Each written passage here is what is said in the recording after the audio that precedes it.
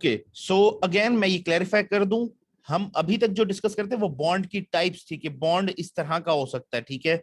ये किसी भी बॉन्ड के ऊपर अप्लाई हो सकती है, ये उसकी एक कैरेक्टर जिसके बेसिस के ऊपर हम उसको तीन कैटेगरीज में डिवाइड कर लेते होते हैं कि ये इस तरह का बॉन्ड है या इस तरह का बॉन्ड है, ठीक है। एक है प्रीमियम बॉन्ड, जो कि अपनी फेस वैल्यू से ज्यादा पे बिक रहा है मार्केट के अंदर, ठीक है, कि उसकी फेस वैल्यू 1000 रुपए है और वो मार्केट में 1200 का बिक रहा है। अब इसकी वजह कोई भी हो सकती है, इसकी वजह ये हो सकती है उसकी डिमांड बहुत ज्यादा है, इसकी वजह से मार्केट में अचानक इंटरेस्ट रेट गिर गए हैं और वो जो बॉन्ड है वो ज्यादा इंटरेस्ट रेट ऑफर कर रहा है, मार्केट में जो 6% है वो 12% ऑफर कर रहा है। क्योंकि ये ज्यादा ऑफर कर रहा है, इतने सालों तक देता रहेगा, और आपको एक्सपेक्टेड इन्वेस्टर ये सोच रहा है मार्केट के अंदर कि यार जो इकोनॉमी के हालात हैं, जो मैं देख रहा हूँ, जो फ्यूचर डायरेक्शन मेरी बात एक्सपर्ट से बात करके लग रही है वो यही है कि जी अगले 5-6 साल इंटरेस्ट रेट नहीं बढ़ेगा। जैसे कि 2007 का फाइनेंशियल क्राइसिस था, उन्हें पता है कि जी 2-3 साल तो बिल्कुल नहीं बढ़ना, 5-6 साल तक जा सकता है ये मामला, ठीक है।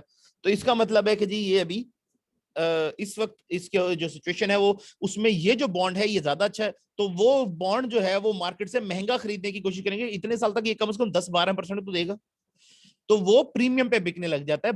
1000 की जगह 1200 का 1300 का बिक रहा होगा मार्केट के अंदर। इसी तरह से क्योंकि जिसके पास है वो कहेगा जी कि नहीं है, मुझे तो ज्यादा पैसे चाहिए क्योंकि मेरा तो बॉन्ड ऑलरेडी इस वक्त valued, high value, highly valued है, वरना मुझे तो ये रिटर्न मिलना ही मिलना है। सिमिलरली एक बॉन्ड डिस्काउंट भी हो सकता है, जो डिस्काउंट रेट के ऊपर, उसे हम कहेंगे डिस्काउंट बॉन्ड, जो अपनी प्रेजेंट वैल्यू से कम के ऊपर बिक रहा हो, बेसिकली अपनी फेस वैल्यू से कम के ऊपर बिक रहा हो। फॉर एग्जाम्पल बॉन्ड है 1000 रुपए का फेस वैल्यू उसकी, मार्केट में 800 रुपए का बिक रहा है, मार्केट में 700 रुपए का बिक रहा है, that means it's a discount bond. क्यों हो सकता है जी, वो इंटरेस्ट रेट कम ऑफर कर रहा है और मार्केट में अब ज्यादा इंटरेस्ट रेट हो, इस तरह की कोई भी वजह हो सकती है, कंपनी रिस्क की हो, so all those reasons could be there, तो इस वजह से वो डिस्काउंट पे मार्केट में बिक रहा है। And then there is this par value bond, जो कि 1000 रुपए का है और 1000 रुपए बिक रहा है, ठीक है, मार्केट के अंदर सेम प्राइस के ऊपर बिक रहा है मार्केट के अंदर, that would be the par bond.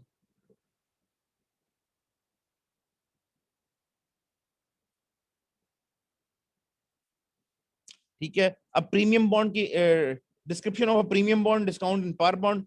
Premium bond होता है when the coupon rate on a bond is greater than the required rate of return on the bond, the fair present value is greater than the face value of the bond, ठीक है, क्योंकि premium उसका जो coupon rate है वो required rate of return ज्यादा है, इसलिए उसका प्रीमियम भी ज्यादा होगा, उसकी फेस वैल्यू से ज्यादा प्रेजेंट वैल्यू हो जाएगी, ठीक है। When the coupon rate on a bond is greater than the yield to maturity on the bond, the current market price is greater than the face value of the bond, ठीक है। Similarly discount bond कब होगा, when the coupon rate on the bond is less than the required rate of return, जो आपका required rate उससे less है तो आप कहेंगे नहीं मुझे डिस्काउंट पे बेचो तो लूंगा, वरना मैं क्यों ओरिजिनल प्राइस पे करूं, मेरा दिमाग खराब है, मेरे तो रिक्वायर्ड रेट ऑफ रिटर्न ही पूरा नहीं होता on the bond, and thus the fair present value is less than the face value of the bond. When the coupon rate on a bond is less than the yield to maturity on the bond, the current market price is less than the face value of the bond, ठीक है। Then comes in the par value, when the coupon rate on the bond is equal to the required rate of return, आपका required rate of return उतना है, coupon rate भी उतना ही है, ठीक है। The fair present value is equal to the face value of the bond, जो उसकी प्रेजेंट वैल्यू है उसकी फेस वैल्यू बन जाती है, ठीक है। When the coupon rate on the bond is equal to the yield to maturity on the bond, the current market price is equal to the face value of the bond. Bond valuation के अंदर जो formula था उसके अंदर अब एक important concept, yield to maturity, जिसे हम YTM कह रहे हैं, yield to maturity. The return or yield the bond holder will earn on the bond if he or she buys it at its current market price, receives all coupon and principal payments as promised, and holds the bond until maturity, कि current market price में उसको खरीदे, receive करे उसके सारे coupon, उसके principal की payment भी रिसीव करे, मेच्योरिटी को उसे होल्ड करे, तो जो उसको जो रिटर्न मिलेगा वो उसकी यील्ड टू मेच्योरिटी होती है, मेच्योरिटी तक उसके ऊपर क्या मिलेगा उसे, that is called its yield to maturity.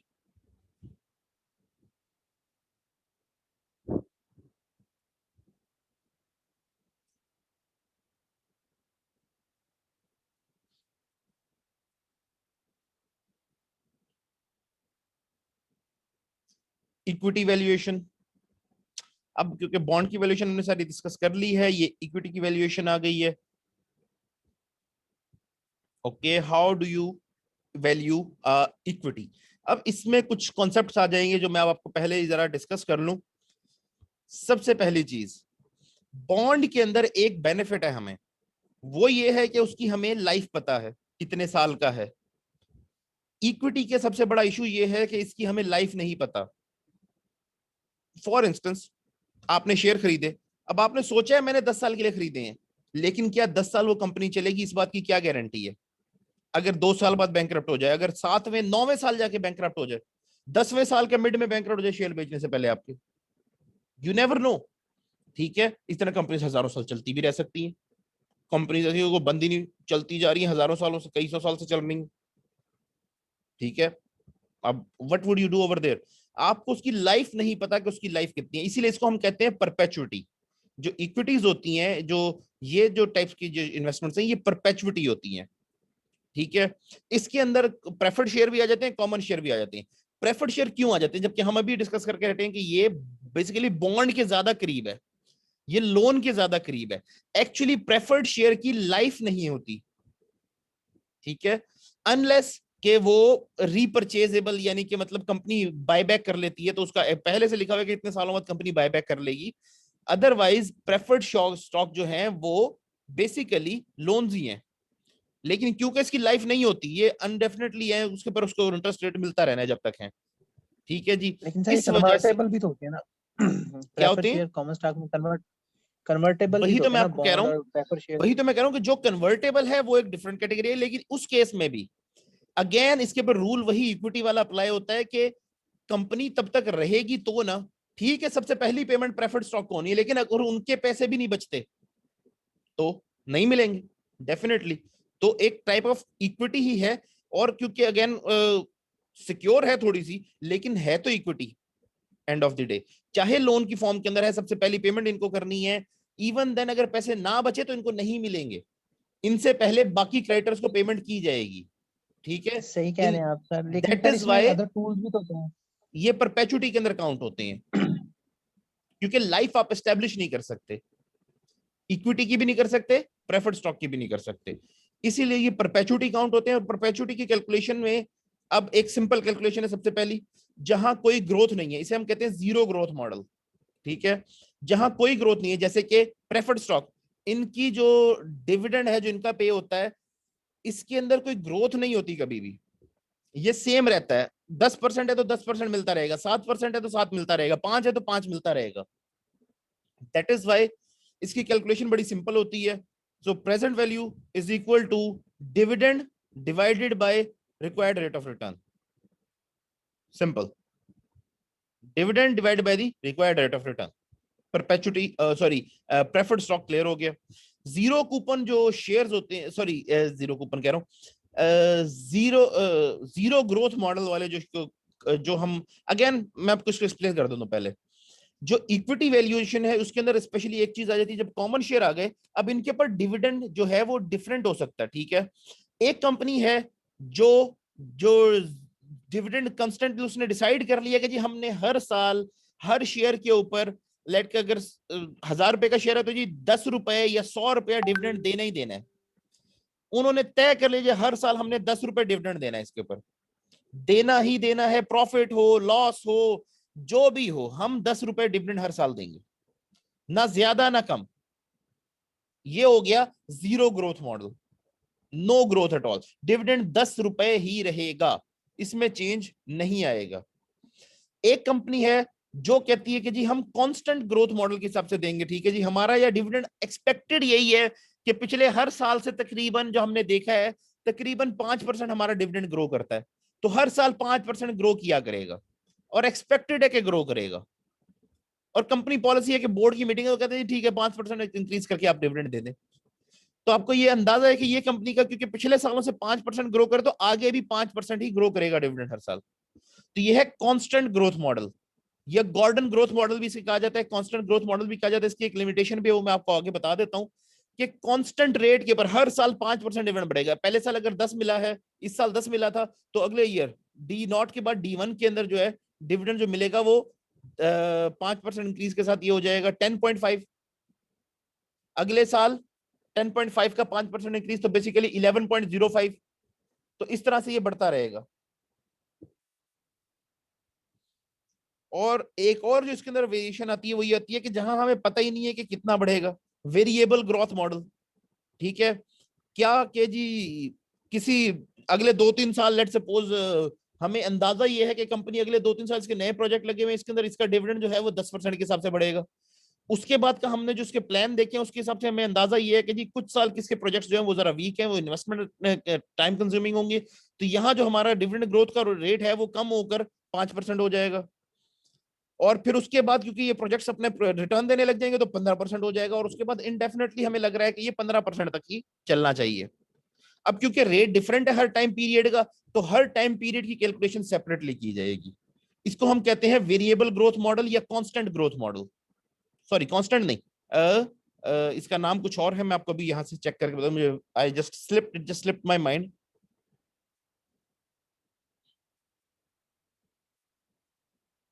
Sir variable growth model ये। वेरिएबल एक और नाम भी मैंने इसी बुक के अंदर इसका देखा था, एक्चुअली वेरिएबल ग्रोथ मॉडल के नाम से आमतौर पे इसको जाना जाता है। जो सबसे कॉमनली यूज किया जाता है वो वेरिएबल ग्रोथ ये रहा। सुपर नॉर्मल और नॉन कांस्टेंट ग्रोथ मॉडल, ठीक है, कहा इसको वेरिएबल ग्रोथ मॉडल जाता है जो हम आमतौर पर स्टडी करते हैं, लेकिन एक ये नाम भी है तो मैंने कहा ये भी आपको मैं बता दूं।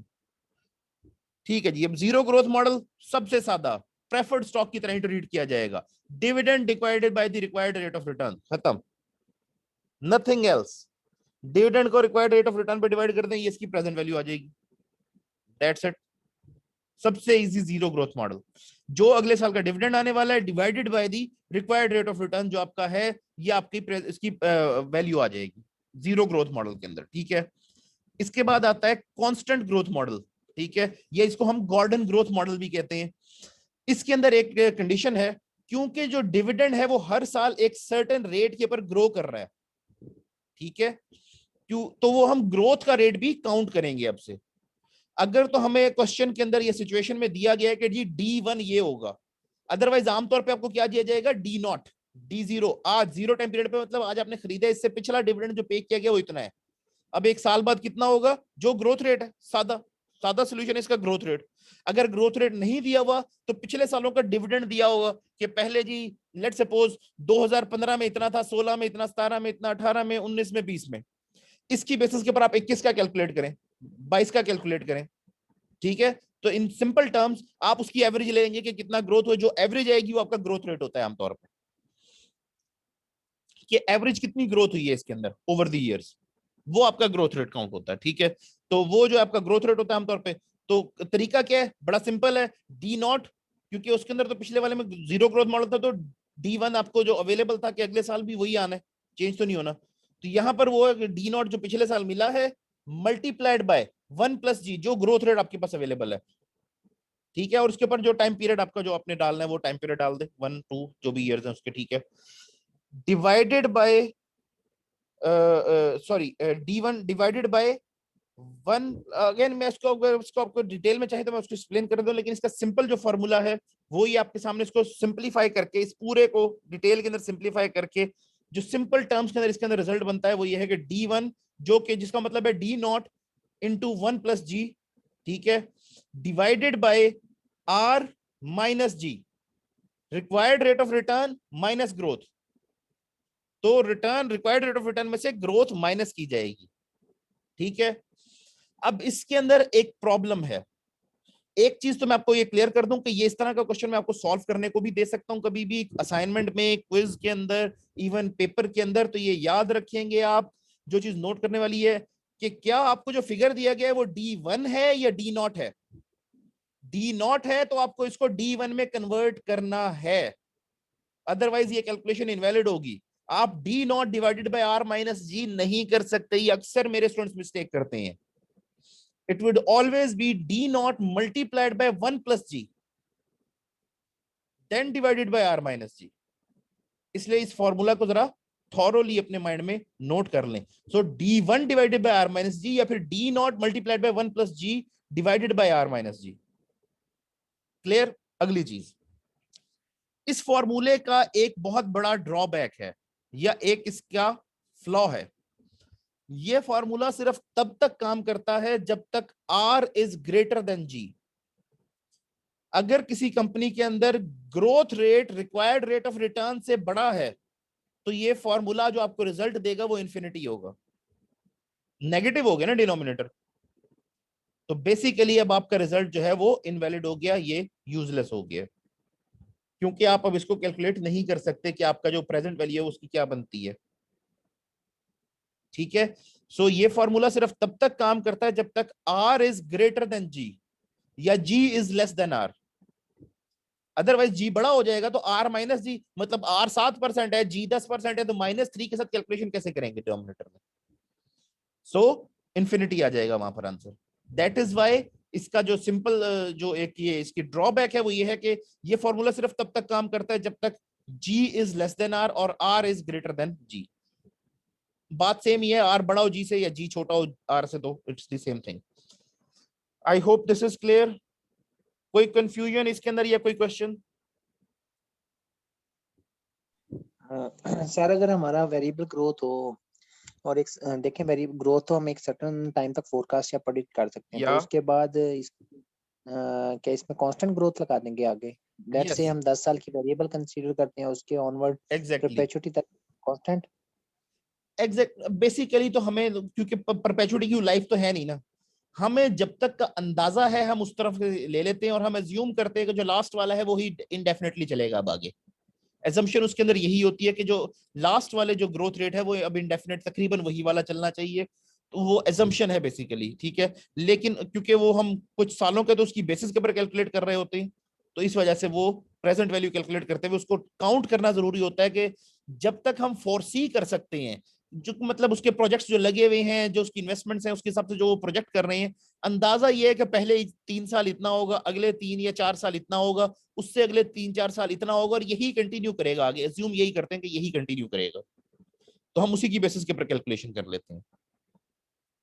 हम आगे मैं उसी के ऊपर जा रहा हूँ, मैं एक्चुअली गॉर्डन ग्रोथ या कांस्टेंट ग्रोथ के बारे में पूछ रहा था। अगेन ये आ गया, इसके अंदर हम उसकी ग्रोथ रेट जो हमारे पास अवेलेबल है उनको लेते हुए डिफरेंट ईयर्स की कैलकुलेशन डिफरेंट करते हैं। अब ये हर साल का डिफरेंट एक रेट आपके पास अवेलेबल होगा, ठीक है जी, उसके हिसाब से उसकी डिफरेंट कैलकुलेशन होगी। अब ये जो कैलकुलेशन है ये काफी कॉम्प्लिकेटेड है, ये जो आपका जो सुपर नॉर्मल या नॉन कांस्टेंट या वेरिएबल ग्रोथ मॉडल जिसे हम कहते हैं, ठीक है, क्योंकि ग्रोथ वेरिएबल है, पहले 3 साल एक रेट के साथ होगी, अगले 3 साल दूसरे रेट के साथ होगी, अगले 3-4-5 साल डिफरेंट रेट के साथ होनी है। ठीक है, इसकी जो कैलकुलेशन है वो मैंने की भी आपके साथ में पहले शेयर करता हूं, आप एक बार उसको स्टडी करें, क्योंकि ये इन टर्म्स ऑफ यहां करना it would take like half an hour और एन आवर, और ये पूरी लंबी कैलकुलेशन है, थॉरो कैलकुलेशन है। So that is one of the issues जो कि हमें इसके साथ फेस करने पड़ेगा, बिकॉज अगर आप ये देखिए इसके 2 ग्रोथ रेट लग रहे हैं। क्यों? क्योंकि जो अगले टाइम पीरियड का ग्रोथ रेट है वो पिछले में भी तो काउंट होगा, क्योंकि पिछले की बेसिस के ऊपर अगले का कैलकुलेट होना है ना। सो उसमें बहुत सारी ग्रोथ रेट्स और बहुत सारी चीजें आएंगी, क्योंकि ये कंफ्यूजिंग बहुत ज्यादा हो जाता है स्टूडेंट्स के लिए यूं करना। तो मैंने पेपर पे इसको सॉल्व किया हुआ है आपके लिए, बेसिकली एक सॉल्यूशन इसका बनाया हुआ है, वो मैं आपसे शेयर करता हूँ, उसको एक बार आप थॉरली पढ़ लें, उसके बाद मुझसे पूछेंगे सर ये चीज समझ नहीं आई, क्योंकि इसके अंदर डेफिनेटली कोई ना कोई कंफ्यूजन रह जाएगी।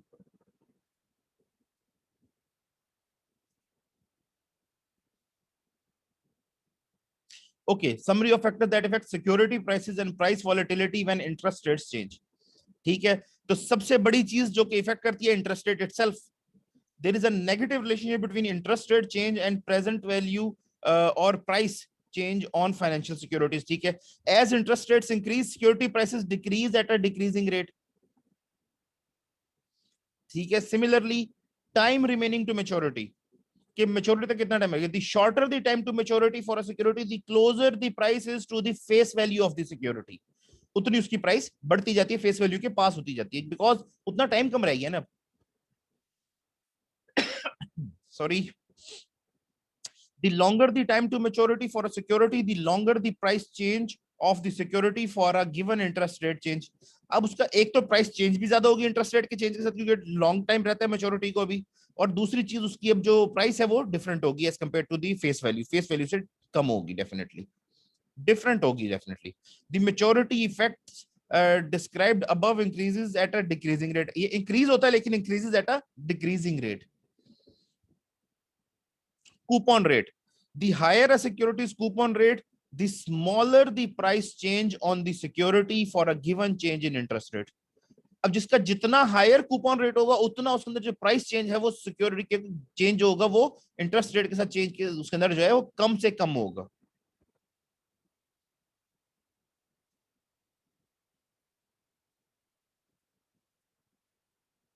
ये है impact of interest rate change on security value. ये आप देख सके जैसे इंटरेस्ट रेट राइज करता जाता है उसकी वैल्यू घटती जाती है बॉन्ड की, ठीक है। इसी तरह से इंटरेस्ट रेट जैसे फॉल कर रहा है उसकी वैल्यू बढ़ती जा रही है।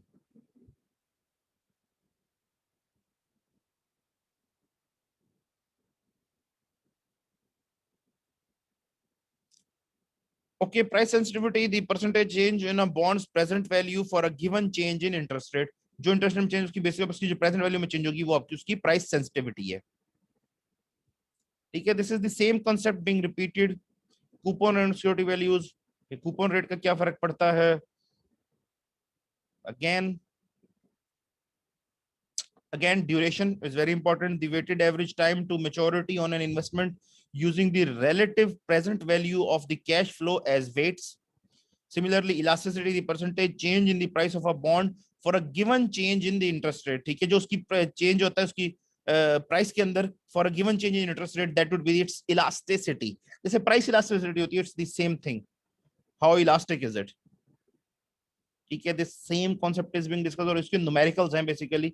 सो because we are not interested in these numericals, हम बहुत ज्यादा इसके न्यूमेरिकल्स में जाने की कोशिश नहीं कर रहे।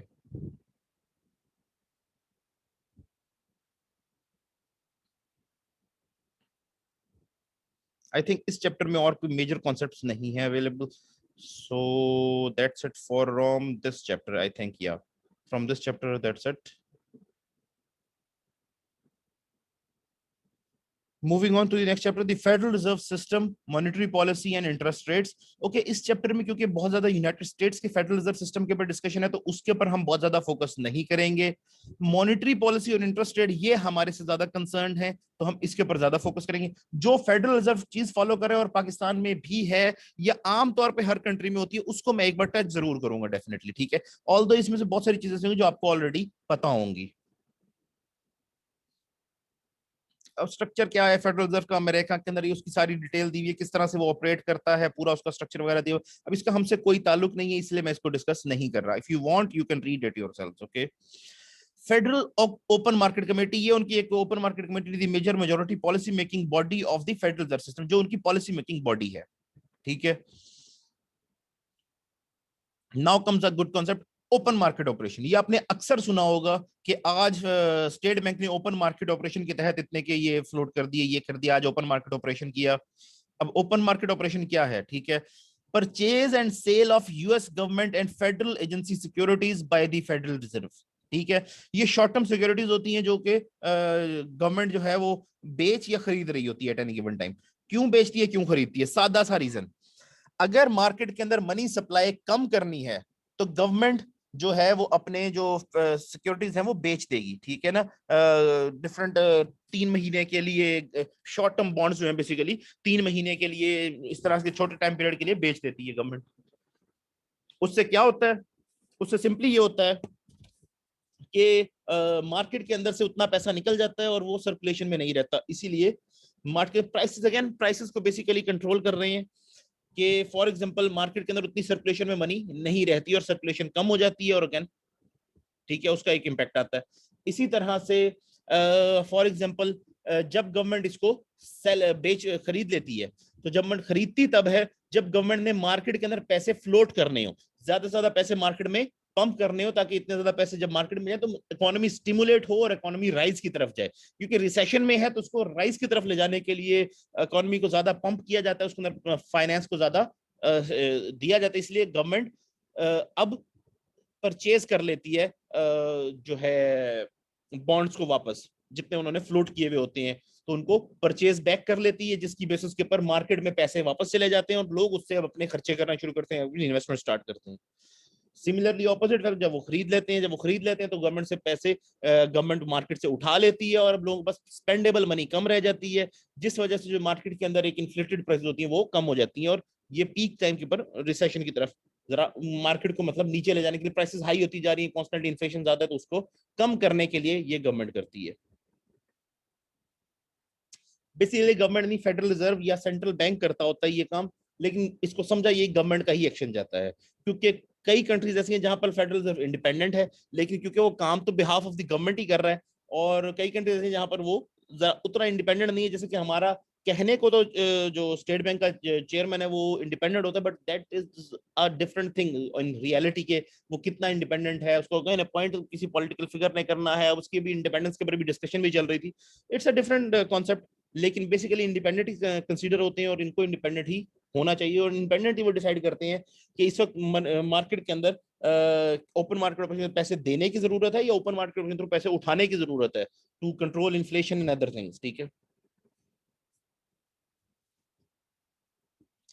सो बेसिकली ये आपकी मॉनेटरी पॉलिसी बेसिकली वजह कर रहे होते हैं, इनका काम जो है अगेन स्टेट बैंक या फेडरल रिजर्व बेसिकली इस तरह की जो इंस्टीट्यूशंस हैं, इनके कामों में एक काम है assistance in conduct of the monetary policy, government की होती है, लेकिन एक्चुअली ये बनाता स्टेट बैंक या फेडरल रिजर्व ही है और वही इसको कंडक्ट कर रहे होते हैं। Functions perform by the federal reserve of bank, और या फिर जो सेंट्रल बैंक्स होते हैं उनकी जो फंक्शंस हैं वो ये हैं assistant in the conduct of the monetary policy, तो मॉनेटरी पॉलिसी को बनाना, उसकी इंप्लीमेंटेशन, बेसिकली ये मॉनेटरी पॉलिसी का ही पार्ट होता है जो ओपन मार्केट ऑपरेशन कर रहे होते हैं। जो डिस्काउंट रेट चेंज किया जाता है या जिसको हम कहते हैं इंटरेस्ट रेट जो है, कूपन रेट जो है, बेसिकली इसको जो चेंज करते हैं वो भी मॉनेटरी पॉलिसी का पार्ट होता है। Then supervision and regulation, again इनके काम में एक सुपरविजन रेगुलेशन अथॉरिटी है ऑफ बैंक्स, जो भी इसके अंदर जो आते हैं बैंक्स, उन तमाम बैंक्स की सुपरविजन और रेगुलेशन इनका काम होता है, क्योंकि ये बैंक्स के बैंकिंग सिस्टम को रेगुलेट कर रहे होते हैं, ये उसके रेगुलेटर होते हैं। अदरवाइज बैंक्स इस तरह की प्रैक्टिस करें जिससे इकोनॉमी को लॉस हो, जिससे लोगों के पैसों का लॉस हो जाए। Consumer protection and community affairs, ठीक है, तो ये कंज्यूमर प्रोटेक्शन और कम्युनिटी अफेयर्स के अंदर भी डील करता है कि ये स्टेट बैंक है जिसकी वजह से बैंक आपसे मजबूर है कि फटा हुआ नोट भी ले, ये स्टेट बैंक है जिसकी वजह से बैंक का मैनेजर आपसे मजबूर है कि 5-10 मिनट के अंदर एक कस्टमर को प्रॉपर्ली ट्रीट किया जाए, उसका जो भी ट्रांजैक्शन है उसकी हल की जाए, अदरवाइज ये आपको बैंक में बिठाई रखें। आप अगर एक कॉल करनी, you don't know your rights, otherwise अगर आप एक कॉल करते, फॉर एग्जांपल मुझे ये किसी का एक्सपीरियंस किसी ने शेयर किया था कि उससे वो डिपॉजिट नहीं ले रहे थे, उसके जो नोट थे वो डैमेज थे, तो वो ले नहीं रहा था कैशियर, उसने फॉरन स्टेट बैंक का जो नंबर वहां दिया हुआ होता है बैंक के अंदर, वहां पर डिस्प्ले होना चाहिए, वो डिस्प्ले होता है एट एनी गिवन टाइम, उसके ऊपर कॉल की और कहा जी कि ये बैंक मेरे से ये मेरे पुराने नोट नहीं ले रहा, जबकि उसकी जिम्मेदारियों में शामिल है कि बैंक पुराने नोट लेगा, चाहे फटा हुआ है, डैमेज्ड है, अनलेस के वो तकरीबन इतना बुरी तरह से डैमेज है कि उसका दूसरा नंबर भी, सीरियल नंबर भी नहीं पढ़ा जा सकता। दूसरे नंबर का कुछ पार्ट अगर रीडेबल है, 2 नंबर होते हैं ना एक नोट के ऊपर, 2 सीरियल नंबर होते हैं, उसका दूसरे नंबर का कुछ पार्ट रीडेबल है तो वो नोट बैंक लेने के लिए रिस्पॉन्सिबल होता है। और वो स्टेट बैंक ने, उसने बताया कि जी स्टेट बैंक ने कॉल की मैनेजर को और उसने कहा जी आज तब तक आपकी ब्रांच का कोई स्टाफ मेंबर घर नहीं जाएगा जब तक इस बंदे का कैश लेकर आप मुझे इससे क्लैरिटी नहीं देते। और फिर मैनेजर ने उसे कहा कि जी प्लीज कॉल करके उन्हें बता दें कि हमने आपका कैश ले लिया है और डिपॉजिट कर दिया है। सो बेसिकली वो कंज्यूमर प्रोटेक्शन, कंज्यूमर को कोई कंप्लेंट है जी बैंक से तो वो कंज्यूमर प्रोटेक्शन का काम भी करता है। इसके अंदर एक और एग्जांपल मैं आपसे शेयर करता हूं, इसके ऊपर मैं आपसे भी एक वीडियो भी शेयर करने वाला हूं जो कि बड़ी इंटरेस्टिंग है इसी बैंकिंग की रेगुलेशन और सारी फाइनेंशियल इंस्टीट्यूशंस की मैनेजमेंट के हवाले से। ये है बीबीसी बैंकर्स। ये बेसिकली बैंकिंग के अंदर जो फ्रॉड्स हुए हैं, लंदन का जो बेसिकली लाइबोर क्राइसिस था और ये सारा जो लंदन में क्राइसिस है 2012-13 के बाद से तकरीबन, ये उसके ऊपर है सारा कि बेसिकली हुआ एक, इसमें से एक स्कैंडल जो है वो मैं आपसे शेयर कर रहा हूँ इसके अंदर क्योंकि वो इससे ज्यादा रेलेवेंट है। एक तो ये था कि लाइबोर की मैनिपुलेशन हुई, ठीक है। अब लाइबोर मैनिपुलेशन से कंज्यूमर्स को भी नुकसान हुआ होगा और डेफिनेटली बैंक्स को भी, लेकिन अब उसके अंदर पिछली ट्रांजैक्शंस के ऊपर कहां कितनी मैनिपुलेशन हुई सब करना मुश्किल था, तो उसके अंदर एक जनरल फाइन लगाया गया बैंक के ऊपर जिससे इसके ऊपर साबित हो गई मैनिपुलेशन। अब ये कैसे हुई इसके बारे में पूरा प्रोसीजर मैं आपको समझाऊंगा कि लाइबोर कैसे सेट होता था और क्या था, क्योंकि यूके और यूएस ये समझते थे कि हमारे जो फाइनेंशियल इंस्टीट्यूशन है ना ये बड़े स्ट्रांग हैं, ये बड़े पुराने हैं, इन ये मैनिपुलेशन नहीं करते, ये 2 नंबरी नहीं करेंगे, इनको रेगुलेशन की जरूरत नहीं है क्योंकि ये फाइनेंशियल कैपिटल्स हैं ऑफ द वर्ल्ड, तो उन्होंने कहा इनको रेगुलेशन की क्या जरूरत है। तो यूएस ने भी रिलैक्स किया, यूके ने भी रिलैक्स किया हुआ था, लेकिन पहले की वैल्यूज और थी पुराने बैंकिंग टाइम्स की और आज की वैल्यूज डिफरेंट है, तो आज profitability is the main concern. इसी वजह से यूएस के अंदर वो जो सब प्राइम मॉर्गेज क्राइसिस आया 2007-8 वाला, और यूके के अंदर ये लाइबोर स्कैंडल हुआ और इससे बहुत बड़े एसोसिएटेड और स्कैंडल्स भी थे, ठीक है। तो बेसिकली जो रेगुलेटर है वो इसको रेगुलेट करता है और कंट्रोल करता है। तो उन्होंने कहा कि नहीं, अब आप रेगुलेशन, अगर पहले हमने आपको इजी या फ्री हैंड दिया होता तो अब आपसे हम इसकी कंपनसेशन लेंगे। सिमिलरली यूके के अंदर ये हुआ कि ये जो लोन्स थे, ये डिफरेंट टाइप के लोन्स दिया करते थे, ठीक है, कंज्यूमर्स को। तो जैसे कि for example credit default swap है एक, ये स्वैप ना, क्रेडिट कार्ड आपने लिया तो आप कहते हैं आप कॉल करके एक्टिवेट करवा, जब एक्टिवेट करवाते हैं बेसिकली एक्टिवेशन के साथ आपको ना कहते थे कि जी देखिए अगर आपको कोई एक्सीडेंट हो गया, कोई नुकसान हो गया, आप कभी इसकी पेमेंट ना कर सके, तो आपके कार्ड के अगेंस्ट जो पेमेंट है वो हम कर देंगे आपको, तो आपको पेमेंट नहीं करनी पड़ेगी, आपको जॉब पे ना जा सके, आपके पैसे रुक जाएं, और तो आप कैसे क्रेडिट कार्ड की पेमेंट करेंगे? तो वो हम आपके साथ इंश्योरेंस कर देंगे, इसकी छोटी सी फीस लिया करेंगे, और आपका जब आपका कार्ड पेमेंट आप नहीं कर सकेंगे तो हम आपकी पेमेंट कर देंगे। लोगों ने खरीद लिए। उसके बाद जब वो लोग क्लेम्स के लिए गए तो पता ये चला कि 90% केसेस जो कि इसमें कवर करने चाहिए थे, जिसके अंदर आमतौर पे लोग पेमेंट नहीं कर सकते, वो उसमें कवर ही नहीं हुए थे। वो 10% केसेस कवर हुए थे इसके अंदर, जो कि कभी कभार आते हैं केस, और उनकी वो पेमेंट कर देते थे कि इसकी इंश्योरेंस हो गएगी। बाकी सारों कहते थे नहीं देखिए सर, ये आपका ये कंडीशन पूरी नहीं हो रही ना, तो आपकी पेमेंट नहीं हो सकती। जिसके ऊपर आज तक इवन टू दिस डे 2021 आ गया है, लॉयर्स आज भी लोगों को कॉल कर करके पूछने कि सर आप अपने क्रेडिट कार्ड का नंबर हमें दे दें, हम आपके पैसे कोई ना कोई बनते होंगे, हम आपको ले देते हैं बैंक से, बैंक ने आपसे चार्ज किया होगा क्रेडिट डिफॉल्ट स्वैप के नाम के ऊपर। लोगों ने कभी हमने नहीं लिया, उनके नहीं सर लिया होगा, आपको नहीं पता, आप दें तो सही। क्यों? क्योंकि उनके रेगुलेटर ने कहा जी आपने हमारे कस्टमर्स को लूटा है, ये पैसे आपको वापस देने होंगे through your noses if you have to. बनाए हेल्पलाइंस, कॉल करें, लोगों को कहें जी कि आपके हमने इतने पैसे लूटे हैं, ये हमने आपको वापस करने हैं, और उन्होंने वापस करवाए हैं बैंक से।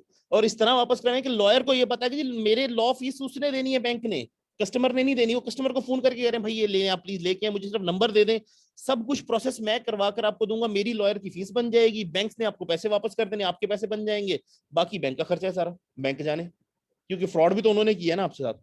अब रेगुलेटर ने कहा तो पेमेंट करेगा वापस। इसी तरह से लोन्स ये दे देते थे, इसके ऊपर इन्होंने लोगों को बेची क्रेडिट डिफॉल्ट स्वैप्स, इनके ऊपर सॉरी इन्होंने बेचा स्वैप ऑफ इंटरेस्ट रेट, कि फ्लोटिंग इंटरेस्ट रेट को फिक्स के साथ इन्होंने स्वैप कर दिया कि सर अगर कल को इंटरेस्ट रेट बढ़ गए तो आपका क्या होगा, आज अगर 3% है, कल को ये बढ़ गए तो आपका क्या बनेगा, आपका तो बहुत ज्यादा इंटरेस्ट पे करना पड़ेगा, तो आप हमारे साथ ना इसको स्वैप कर लें, हम इसको फिक्स कर देंगे 3% के ऊपर, हमारी एक सर्टेन फीस होगी वो हम लिया करेंगे।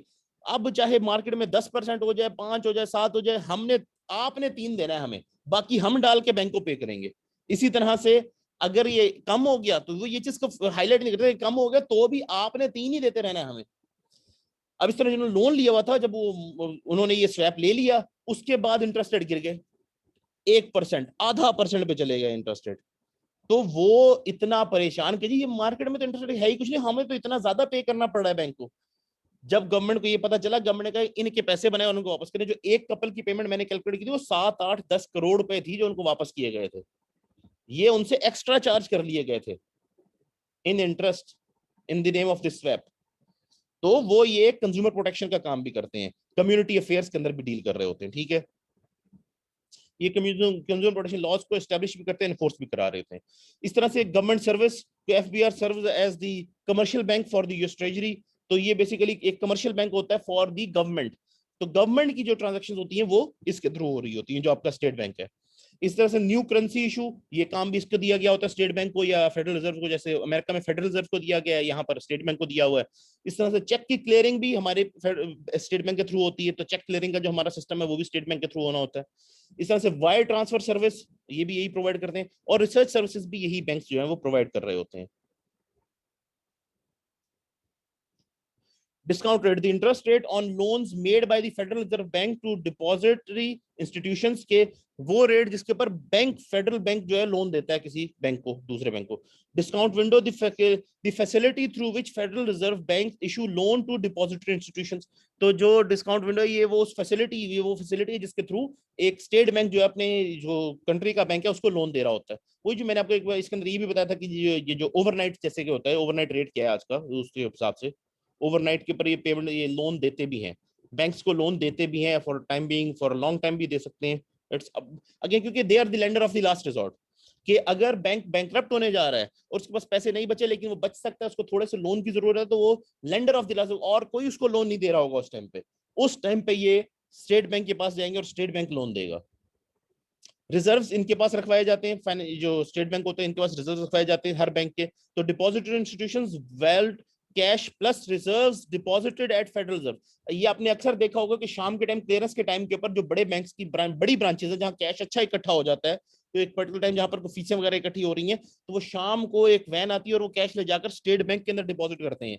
ये थोड़ा कैश इनके पास होता है जो इंश्योर्ड होता है, इनके पास पड़ा रहता है ओवरनाइट, बाकी सारा स्टेट बैंक वापस भेजा जाता है। इस तरह सुबह वापस वो डिलीवरी देने आते हैं अगर जरूरत हो जाए। जैसे कि मंथ की पहली तारीख को अक्सर ज्यादा कैश की डिलीवरी हो रही होती है, स्टेट बैंक से पैसा लाकर बैंकों में सर्कुलेट किया होता है ब्रांचेस के, क्योंकि लोगों ने अपनी सैलरीज लेनी होती हैं।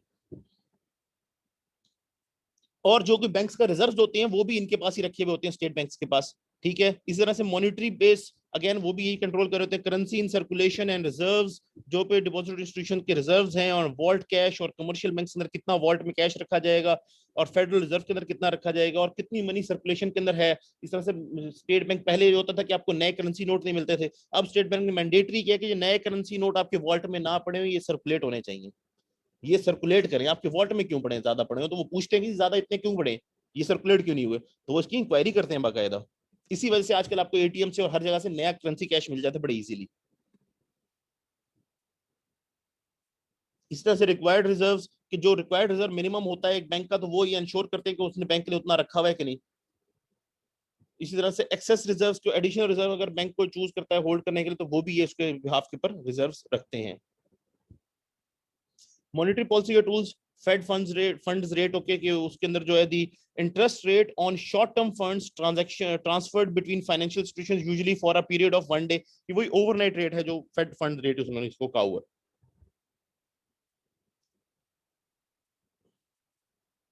अगेन ये उसका सिस्टम है बेसिकली, जो फेडरल यूएस का है, उसका जो ट्रेडिंग सिस्टम है ओपन मार्केट ऑपरेशन के थ्रू, और जिसके थ्रू वो पॉलिसीज के डायरेक्शन लेते, डायरेक्टिव्स अपने देते हैं, ये उनके सिस्टम्स हैं, जो वो अपने सिस्टम के थ्रू ये सारी चीजें कर रहे होते हैं। उनका सिस्टम अपना फेडरल रिजर्व का है। रीपर्चेज एग्रीमेंट्स है, कोई ओपन मार्केट ट्रांजैक्शन है in which the trading desk purchases government securities with an agreement that the seller will repurchase them within a standard period of time. So repurchase agreements भी इनके through होते हैं।